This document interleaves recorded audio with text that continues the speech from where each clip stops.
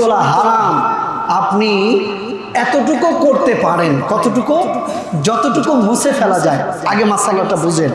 আপনি ফোনে ছবি তুলছেন, ভাল লাগে না, কি করছেন? ডিলিট করছেন। কি করছেন?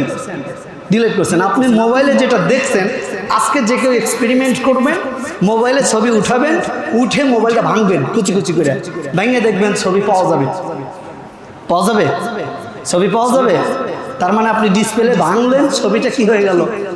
অন্ধকার হয়ে গেল। মানে ছবিটা মূলত ছবি ছিল না। ছবিটা কি ছিল? একটা আলোর প্রতিচ্ছবি। বোঝেন? আগে একটা আলোর ছায়া ছিল, একটা আলোর সাইড ইফেক্ট ছিল। অর্থাৎ লাইটের সামনে, এই যে দেখেন তো, এই যে আমার হাতের ছায়া পড়ছে না, দেখা যায়? দেখা যায়? দেখা যায়? ছবি হচ্ছে মোবাইলে, ক্যামেরায়, সিসিটিভি ফুটেজে যে ছবি আমরা দেখতে পাই, এই ছবি ছবি না। আপনাকে ছবি বুঝতে হবে। এই ছবি ছবি না, এটা পিকচার। এইটা কি? একটা হলো ফটোস আর একটা হলো পিকচার। আচ্ছা, একই শব্দের দুইটা নাম এমনি এমনি হয়েছে না ব্যাখ্যার পার্থক্য আছে? বলেন।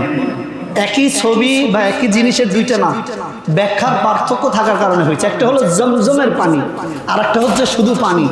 দুইটাই কি? পানি, কিন্তু দুই পানি কি এক? বুঝেন? আগে জমজমের পানি আর আপনার এই টিউবওয়েলের পানি কি এক? বুঝতে হইব আপনাকে। দুইটা দুই জিনিস।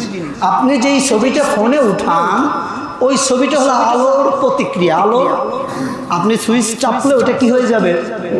কি হবে? মুছে যাবে। আচ্ছা, এইটা আবার ধারণ করা সম্ভব।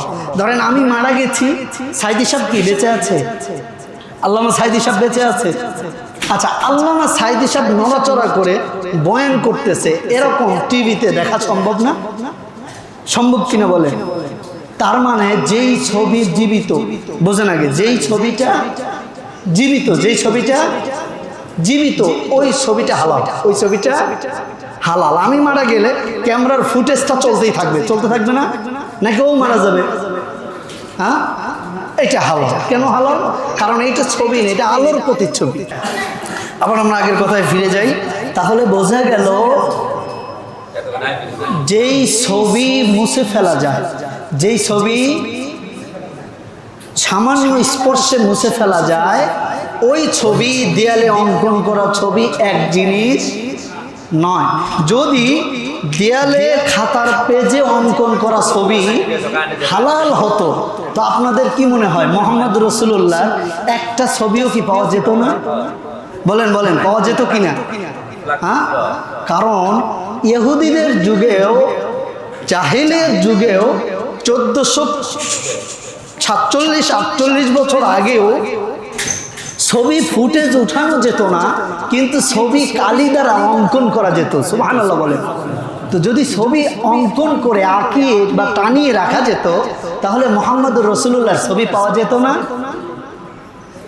বুঝতে হবে, ছবি তুলে বের করে যে আঁকানো ছবি, কালি দিয়ে ছবি বানানো, আর ফোনের ছবি, ক্যামেরার ছবি এক জিনিস নয়।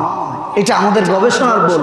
আমরা এক সময় কম শিক্ষিত ছিলাম, বুঝতাম কম, ফতোয়া দিতাম ছবি হারাম। আপনি হজে যান না, ছবি ছাড়া হজে যেতে পারবেন? আপনি ছবি না উঠে চাকরির জন্য অ্যাপ্লাই করতে পারবেন? আপনি ছবি না উঠে registration form fill up, voter ID card, NID card, জন্ম নিবন্ধন কোনো কিছু বানাতে পারবেন? তাহলে বোঝা গেল কাজের উদ্দেশ্যে অঙ্কিত ছবিও হালাল। সুবহানাল্লাহ বলেন।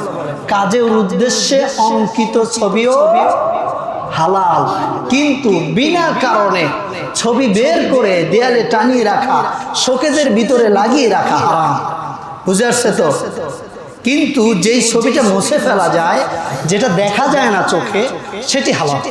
আল্লাহ তাআলা আমাদের সকলকে সঠিক মাসআলা বোঝার তৌফিক দান করেন বলে আমি